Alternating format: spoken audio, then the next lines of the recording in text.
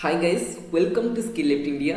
ये excel journey का second part है जहाँ पे हम एक्सेल बिल्कुल एडवांस लेवल तक जाने वाले हैं। तो गाइस चलिए शुरू करते हैं।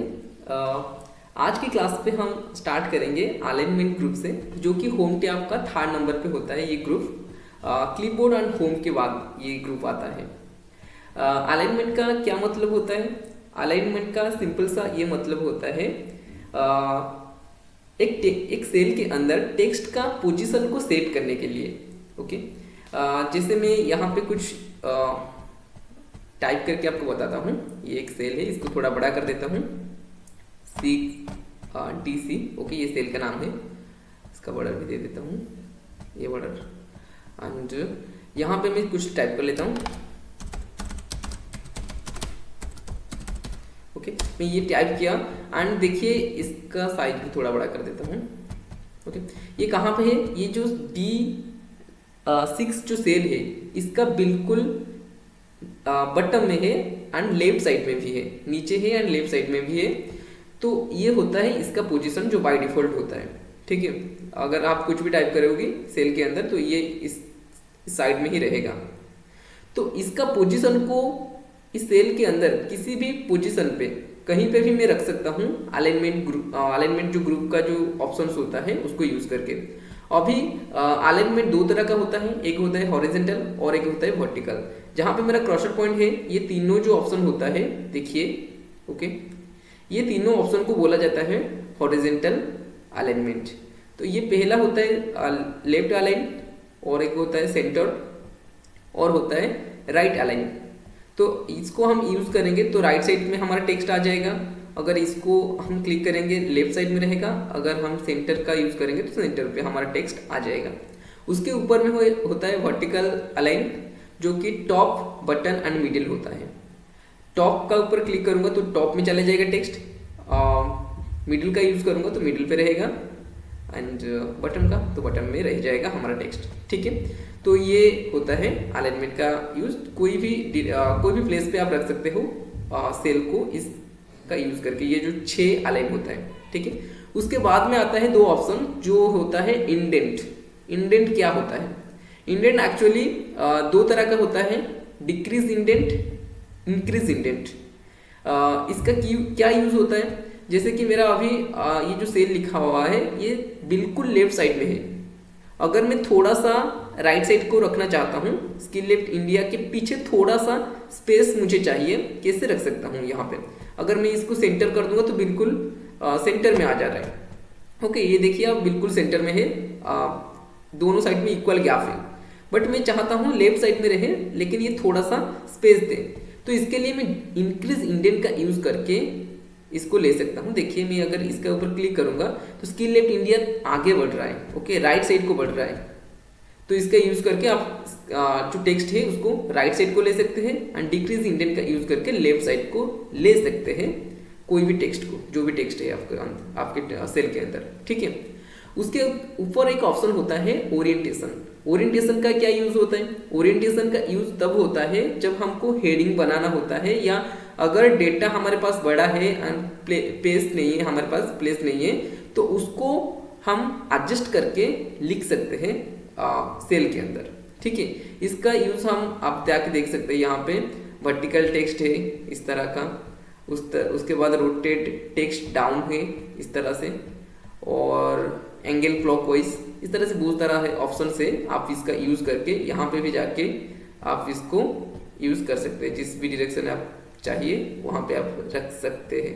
ठीक है, तो अभी इस तरह से रहने दें। आई होप आपको ये ओरिएंटेशन समझ में आ गया होगा। उसके बाद एक ऑप्शन होता है वार्प टेक्स्ट। वार्प टेक्स्ट का क्या मतलब होता है एंड क्या काम होता है? चलिए मैं इसका प्रैक्टिकल करा के एक बार दिखा देता हूँ, आपको अच्छे से समझ में आएगा। मैं यहाँ पे लिखता हूँ दोबारा स्किल लिफ्ट इंडिया।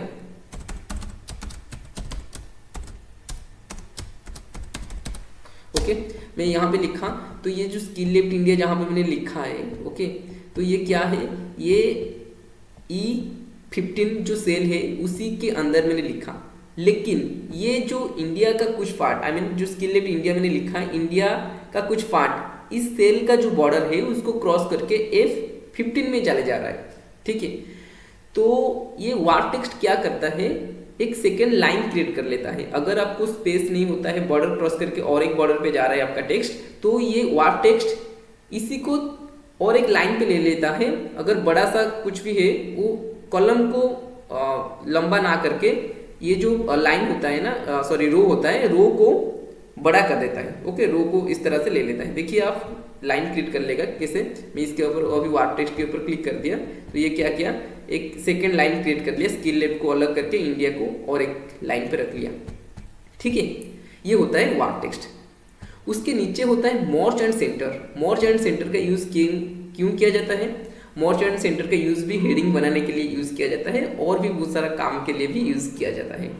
तो मैं यहाँ पे कुछ सेल को सिलेक्ट कर लिया अभी। ओके, इतना सेल को सिलेक्ट कर लिया एंड इसका बॉर्डर दे दिया, ऑल बॉर्डर दे दिया। तो यहाँ पे कितना सेल है? 1 2 3 4 5 6 आई मीन 12 टोटल सेल है। 12 जो सेल है इसको एक सेल में कन्वर्ट करने के लिए, आई मीन ज़्यादा सेल को एक सेल पे कन्वर्ट करने के लिए हम मर्ज का यूज करते हैं। तो अभी मैं मर्ज सेंटर के ऊपर क्लिक कर दिया। देखिए ये जो जितना भी 12 सेल था ये एक सेल हो गया है। ठीक है गाइस, ओके।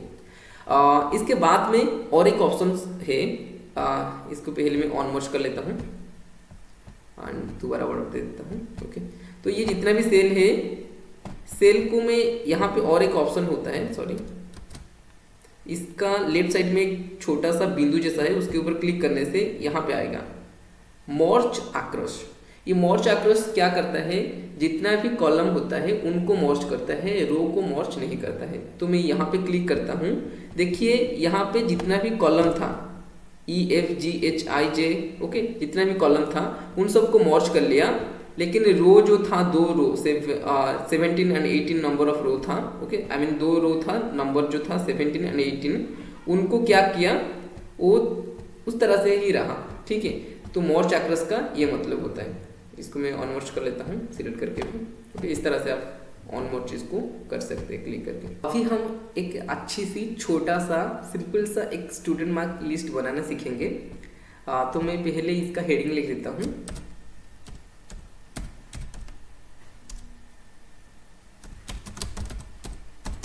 स्टूडेंट मार्कशीट नाम दे दिया।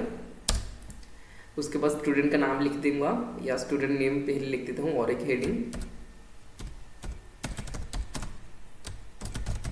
Student name. उसका सब्जेक्ट्स जो है जैसे कि मैथ,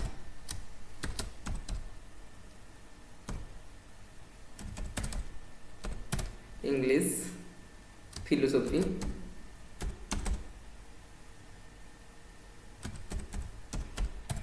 केमिस्ट्री, 1 2 3 4 हुआ। उसके बाद हिंदी एक सब्जेक्ट और ओडिया। ठीक है, ये सब्जेक्ट्स है।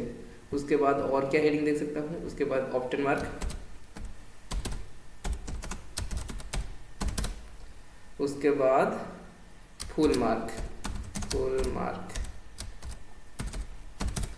उसके बाद परसेंटेज ऑफ मार्क। ओके, यहाँ से तो इसको मैं मर्ज कर लेता हूँ, इतना सा एरिया को मर्ज कर लिया एंड यहाँ से टोटल सिलेक्ट करके इतना तक, सॉरी इतना तक यहाँ से मैं बॉर्डर दे देता हूँ। ओके, छोटा सा सेल, छोटा सा करेंगे वो समझ में आ जाए बस। ओके, यहाँ पे मैं स्टूडेंट का नाम लिख देता हूँ, हरि, रामो, सीता, मीरा, त्रिशा, मनीषा, लीजा। ठीक है, ये स्टूडेंट का नाम हो गया। एंड फुल मार्क जो होता है ये टोटल 6 सब्जेक्ट है, तो इसका जो फुल मार्क होगा 100 मार्क का टोटल 600 मार्क होगा। ओके, सबका होता है। तो इस तरह से आप सिलेक्ट कर लीजिए, पहले 600 लिख के Ctrl+D दबा दीजिए, सब पे आ जाएगा 600। ठीक है, एंड ऑप्टन मार्क क्या होता है, जितने भी मार्क ये रखेंगे, हरी ने math, English, philosophy, chemistry, Hindi and Odia में जितने भी मार्क रखेंगे वो सब होता है ऑप्टन मार्क। ठीक है, तो इसको मैं यहाँ से जाके बड़ा कर दे, डबल क्लिक करने से ये क्या होगा, जितना भी जगह चाहिए इसको प्लेस चाहिए वो एडजस्टमेंट हो जाएगा। ठीक है, अब मैं एक एक करके लिख लूँगा। जैसे को इस यहाँ पे 50 मार्क मिला है हिंदी में, तो इस पे क्या होगा, टाइम ज़्यादा लगेगा। एक एक करके मैं अगर सबको लिखूँगा तो यहाँ पे टाइम ज़्यादा लगेगा, तो इसलिए मैं यहाँ से इस तरह से नहीं लिख रहा हूँ। मैं एक फार्मूला यूज़ कर रहा हूँ। फार्मूला आप देख लीजिए क्या मैं यूज़ कर रहा हूँ। यहाँ पे लिखिए इक्वल स्टार्टिंग में एक काम करिए, सबको सिलेक्ट कर लीजिए इस तरह से ओडिया तक। ओके, ओडिया का जितना भी सब्जेक्ट से सिलेक्ट कर लीजिए, इक्वल प्रेस करिए, कहीं पे भी मत क्लिक करिए, इक्वल प्रेस करिए। उसके बाद टाइप करिए रैंड, RAND, रैंड बिटवीन। देखिए नीचे एक ऑप्शन आ रहा है डाउन वाले से, आप रैंड बिटवीन के ऊपर क्लिक करके टैब दबाइए, तो ये यहाँ पे ये ब्रैकेट स्टार्ट हो गया। उसके ऊपर यहाँ पे देखिए बॉटम एंड टॉप ये पूछ रहा है। ओके, तो बॉटम ये पूछ रहा है कौन सा वैल्यू चाहिए आपको, तो मैं ये चाहता हूँ कोई भी मेरा स्टूडेंट फेल ना हो। ओके, तो उसको क्या करना पड़ेगा, सबको 30 से ऊपर मार्क देना पड़ेगा एंड किसी को भी 100 से ऊपर नहीं मिलना चाहिए, क्योंकि फुल मार्क होता है 100। ठीक है, तो मैं चाहता हूँ यहाँ पे 30 लिख देता हूँ, कॉमा, उसके बाद 100 लिख देता हूँ, ब्रैकेट क्लोज करूँगा, कंट्रोल के साथ एंटर दबाऊंगा। तो ये क्या होगा, देखिए सारे जितना भी सेल हमारा था सब पे वैल्यू आ गया है, किसी पे भी 30 से कम नहीं होगा और किसी से भी 100 से ऊपर भी कोई भी वैल्यू नहीं होगा सेल के अंदर। ठीक है, उसके बाद क्या करना है, उसके बाद हमको ऑप्टन मार्क निकालना है। तो यहाँ पे इक्वल दबाऊंगा और यहाँ पे टाइप करूँगा SUM सॉम। टाइप करने के बाद यहाँ से यहाँ तक सिलेक्ट कर लूँगा, ब्रैकेट क्लोज करूँगा, एंटर दबा दूंगा। तो ये देखिए 418 था। ओके, यहाँ पे कर दिया, सबका वैल्यू आ गया है। लेकिन एक चीज़ आप नोटिस कर रही होंगी, ये जो वैल्यू है ये चेंज हो रहा है। ओके, 93 था किसी का, फिर से देखिए मैं कहीं पे भी कुछ अगर टाइप कर लूँगा तो ये 46 हो गया। ओके, तो इस तरह से वैल्यू चेंज हो रहा है ये वैल्यू, क्योंकि इस पे देखिए फॉर्मूला लगा हुआ है। ओके, जिस कारण ये चेंज हो रहा है। तो जहाँ जहाँ पे मैं रैंड बिटवीन का फॉर्मूला लगाया है, ओके, इन सबको मुझे यूज़ करना है, वैल्यू कर देना है। ओके, मैं यहाँ से क्लिक करके वैल्यू कर लूँगा। ठीक है, तो पहले मुझे सिलेक्ट कर लिया, कंट्रोल C दबा लिया, कॉपी कर लिया। उसके बाद कंट्रोल ऑल्ट V प्रेस करूँगा, यहाँ पे एक बॉक्स ओपन हो जाएगा। ये कहाँ पे एक्चुअली होता है, ये होता है क्लिपबोर्ड के अंदर पेस्ट का एक ऑप्शन होता है। ओके, तो अभी मैंने कॉपी कर लिया है, पेस्ट के अंदर इसके ऊपर क्लिक करूँगा, पेस्ट फेशियल के अंदर जाऊँगा, यहाँ पे बहुत सारा ऑप्शन है, 1 बाय 1 हम पढ़ेंगे। ओके, सीखेंगे। तो वैल्यू के ऊपर क्लिक करके ओके कर लूँगा। तो ये जो ओके कर लिया, देखिए यहाँ पे मैं कहीं पे भी क्लिक कर रहा हूँ, देखिए यहाँ पे फॉर्मूला बार पे शो नहीं कर रहा है फॉर्मूला, सिर्फ वैल्यू ही शो कर रहा है। ठीक है, आई होप आपको देखने को, आई होप आपको समझ में आ गया होगा। ठीक है, तो ये फॉर्मूला ऑप्टेन मार्क आ गया सबका। उसके बाद ये परसेंटेज ऑफ मार्क कैसे निकलेगा, तो यहाँ पे इक्वल दबाएंगे, उसके बाद ऑप्टेन मार्क के ऊपर क्लिक करेंगे, डिवाइडेड बाय फुल मार्क जितना है इसको, उसके बाद परसेंटेज के ऊपर क्लिक कर लेंगे। तो ये क्या होता है, जितना भी हमने मार्क रखा एंड टोटल मार्क से डिवाइड कर दिया, तो हमारे क्लास का जो जितना भी परसेंटेज है ना हमारा बन गया है वो। ओके, इसका नीचे तक सिलेक्ट करके कंट्रोल D दबा देंगे, तो ये आ जाएगा हमारा परसेंटेज ऑफ मार्क।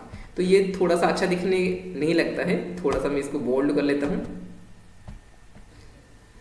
इसका स्टाइल चेंज कर लेता हूँ, इसका साइज भी बड़ा कर देता हूँ, इसका साइज ये कलर कर लेता हूँ।